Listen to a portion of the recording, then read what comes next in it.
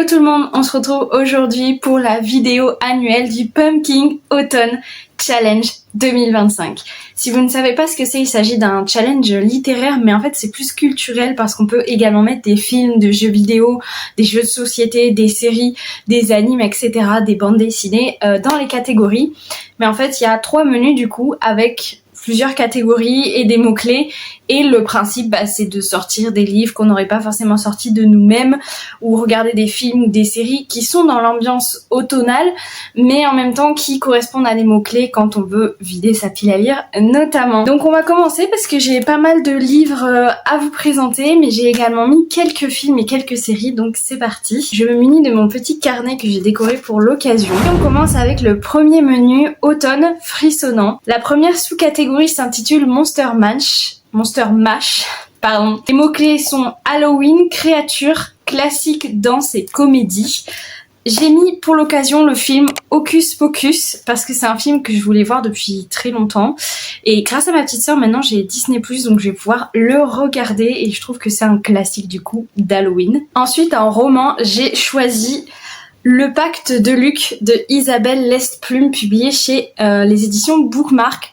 Je l'ai choisi pour créature et pour Halloween parce que je trouve que déjà la couverture fait très Halloween dans le côté orange, les feuilles et tout ça, mais créature parce qu'on a ici une romance MM, donc entre deux hommes, mais surtout entre un humain et un démon du coup avec qui il fait un pacte. Les mots-clés derrière le livre sont deuxième chance, enquête, Lucifer et enfer.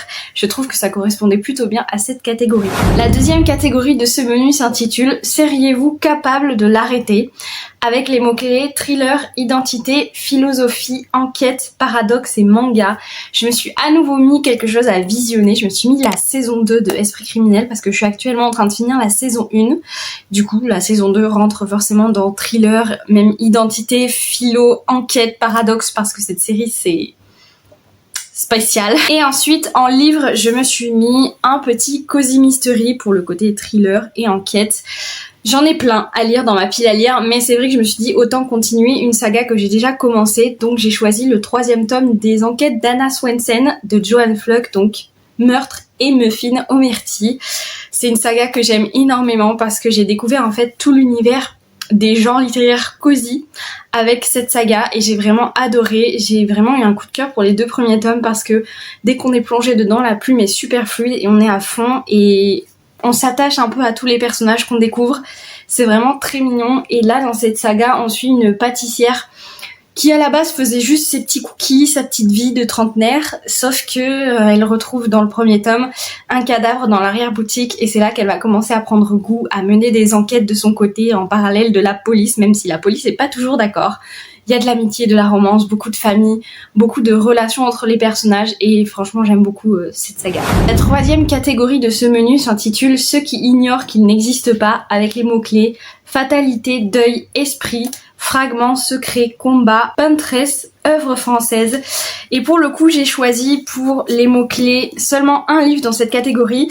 Pour les mots-clés esprit, secret, et j'ai choisi La bibliothèque des ombres de Rachel Moore, publié chez De Saxus dans cette très belle édition.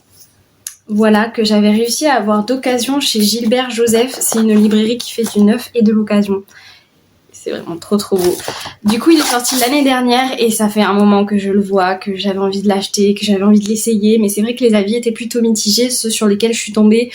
Mais j'avais vraiment envie de me faire mon propre avis et voilà, le côté esprit, ça m'a tout de suite tapé dans l'œil de ce livre-ci. Malheureusement, je peux pas vraiment vous en faire un résumé parce que je me souviens plus vraiment de l'histoire. Je sais juste que ça va être les deux qui, je crois, vont mener une enquête pour essayer de comprendre des secrets, quelque chose comme ça. Et donc lui, il est d'un esprit et elle est une humaine, il me semble. La dernière catégorie du menu automne frissonnant s'intitule Les songes maudits de Karmika, j'ai un doute. Avec les mots-clés vampire, manoir, nuit surnaturelle, horreur, gothique, nouvelle. Absolument tous les mots-clés que j'adore. Et dans cette catégorie, j'en ai mis 2 parce que j'avais du mal à choisir. Donc en premier, pour les mots-clés surnaturels, gothique, j'ai mis Montrer l'écrou, le tome 1 à contre-cœur de Ambrose V. Thorne. Donc c'est un copain auteur qui a publié son roman chez les éditions Bookmark. C'est donc de l'urban fantasy avec les mots-clés loup-garou, incube, asservissement et militaire. Et comme ça fait un moment que je veux le lire, le tome 2 en plus est déjà sorti, donc forcément j'ai très envie de découvrir cette histoire. Pareil, je n'en sais pas grand chose, mais j'ai hâte de découvrir La Plume de Ambrose. Mais évidemment, ce livre remplit quasiment toutes les cases de toutes les catégories. J'étais obligée de le mettre depuis le temps que je l'ai et que j'ai envie de le lire. Le Voile écarlate de Shelby Maureen, publié chez De Saxus, pareil dans cette sublime édition. Je vous montre à chaque fois parce que je trouve que c'est vraiment très trop beau en fait. Voilà. C'est un spin-off de ma saga préférée de Romantasy, Serpentine. On y suit une sorcière et un chasseur de sorcières qui vont devoir s'allier, même se marier à un mariage d'arrangement. Et c'est vraiment une saga que j'adore. Et donc le spin-off, Le Voile écarlate, le tome 1, est sorti en avril chez De Saxus. Et voilà, je l'ai toujours pas sorti. Bon, faut dire que c'est une brique aussi. Mais j'ai trop envie de le lire. Et on est dans le même univers, donc faut avoir lu quand même la première saga pour comprendre ce qui se passe dans celle-ci. C'est une trilogie, et donc là c'est le spin-off.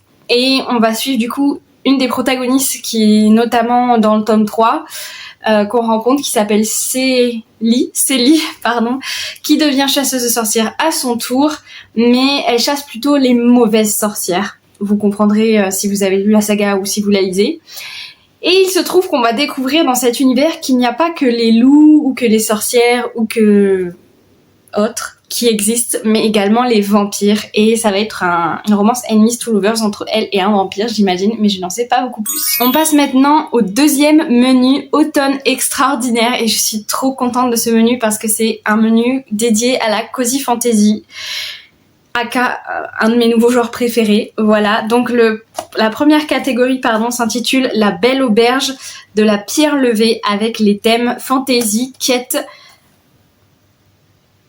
médiéval, jeu de rôle, livre dont vous êtes le héros, voyage, musique. Et pour cette catégorie, j'ai décidé de mettre Un passé englouti de Avarid, publié toujours chez De Saxus, dans toutes ces belles éditions qui font... voilà, oh, c'est beau. Voilà, que j'avais réussi à trouver sur Vinted, celui-ci. Je l'ai mis dans cette catégorie du coup pour fantasy, quête et... pas médiéval, mais le côté plutôt Dark Academia pour le coup. Alors je pense pas que ce soit vraiment une cozy fantasy parce que je sais qu'on a une enquête dedans. On va suivre deux étudiants qui vont découvrir les secrets de leur mentor, je crois, quelque chose comme ça. Et je sais que c'est un livre qui est quand même très immersif, très contemplatif, un peu comme l'encyclopédie d'Emily Wilde, et c'est le genre de livre que j'aime beaucoup, surtout en fantasy, donc je me dis qu'il ne peut que me plaire. La deuxième catégorie de ce menu s'intitule Chaudron, foudre et clair de lune. Les mots-clés sont fantastique, sorcière, potion, magie, infusion, herboristerie, famille, amour, et bien sûr j'en ai parlé juste avant, mais... évidemment que j'ai mis le tome 2 de l'encyclopédie d'Emily Wilde qui s'intitule L'Atlas des autres terres d'Emily Wilde de Heather Fawcett, publié chez Sabran, qui est en fait une collection de De Saxus pour ceux qui l'ignorent. Voilà, dans cette très belle édition encore. Il faut vraiment que je le lise parce que le tome 1 du coup qui est là a été mon coup de cœur ultime de l'année dernière. Et en fait, je me dis qu'il faut vraiment que je lise la suite parce que le tome 3 sort en septembre et qu'il faut que je les enchaîne. Donc forcément, je l'ai mis dans cette catégorie pour magie, amour. J'ai très hâte de le lire. Si vous connaissez pas, c'est de la cozy fantasy du coup. Et on suit Emily Wilde, mais on est vraiment à fond dans sa tête. Elle écrit un peu son journal à travers les chapitres, mais moi je trouve que c'est super bien fait parce que on arrive quand même à être plongé dans les actions, dans les sentiments de ce qui se passe. Mais dans cette catégorie, j'ai également voulu mettre le tome 3 du Royaume des damnés de Kerry Maniscalco, le Royaume des Infernis, pour du coup les mots-clés sorcière, fantastique et amour, puisqu'on est sur une trilogie de romantasy qui se passe entre des sorcières et les 7 princes des enfers, donc des 7 péchés capitaux, et c'est une romance entre colère et une sorcière italienne. C'est vraiment l'ambiance Dolce Vita mais version enfer. J'ai bien aimé le tome 1 et j'ai vraiment adoré le tome 2. C'était plus complexe, je trouve, et plus approfondi que le premier tome. Et j'ai vraiment très envie de savoir comment ça va se finir, surtout avec le plot twist à la fin du tome 2. Je l'avais deviné, mais quand même. Donc je me dis qu'en plus, ça me permettrait de terminer une saga. Alors, à voir. Pour la troisième catégorie de ce menu s'intitule le cercle de la comté, donc avec un jeu de mots sur con et thé, le thé, avec les mots-clés fête, gourmandise, réconfort, joie, diversité, singularité, empathie, vivre ensemble. Et pour cette catégorie, j'ai décidé de mettre Les Normaux de Jenny Jensen avec S. Al Sabado, publié chez Casterman. Il s'agit d'un roman graphique que j'avais vu passer du coup l'année dernière. Il est sorti et on est clairement sur du fantastique mêlé à de la romance et beaucoup de diversité. De ce que j'en sais, on est dans un monde, un Paris, du coup ça se voit sur la couverture, où en fait les humains se mêlent aux créatures surnaturelles, donc des cyclopes, des vampires, etc. Et ça va être une romance du coup entre un humain, il me semble, et un vampire. Et clairement, j'ai été happée par le petit stickers qui ne s'enlève pas. Un garçon, un vampire, une romance, c'est tout ce que je voulais. Et pour le côté festif aussi, parce que quand je l'ai feuilleté, voilà, on voit derrière, j'ai vu qu'il y avait pas mal de soirées, de choses comme ça. Donc je me dis que ça rentrait vraiment bien dans cette catégorie. Pour la dernière catégorie de ce menu, latte, une variation sophistiquée et crémeuse avec les mots-clés en fait, lire un livre avec une couverture un peu marron beige. J'ai mis le fameux et le très célèbre Honte à moi que j'ai toujours pas lu, Sorcery of Thorns de Margaret Rogerson, aka une de mes autrices préférées, parce que j'ai eu un coup de cœur pour Enchantment of Raven, j'ai eu un énorme coup de cœur pour Vespertine, et j'ai toujours pas lu son troisième roman paru, du coup Sorcery of Thorns. J'ai la version collector du coup qui était sortie il y a quelques années maintenant. Donc ils appellent ça la version grimoire par rapport aux pages qui sont un peu... Alors on voit pas bien avec l'éclairage, mais qui sont un petit peu, voilà, comme ça, un peu en accordéon. Voilà, c'est très beau. La couverture est vraiment marron beige, ça correspondait très bien. On est sur de la romantaisie du coup, entre une jeune bibliothécaire. On est dans un monde où en fait les livres sont vivants, il y en a des maléfiques et d'autres qui sont bons. Et il y a aussi des magiciens parmi les humains qui essayent de dompter un petit peu ces livres, etc. Il y a un système de magie, etc. Et ensuite, du coup, cette bibliothécaire qui, sans faire exprès, en fait, s'est plutôt retrouvée au mauvais endroit, au mauvais moment. Et elle va être, du coup, emmenée, escortée par ce monsieur derrière qui est un sorcier avec son chat.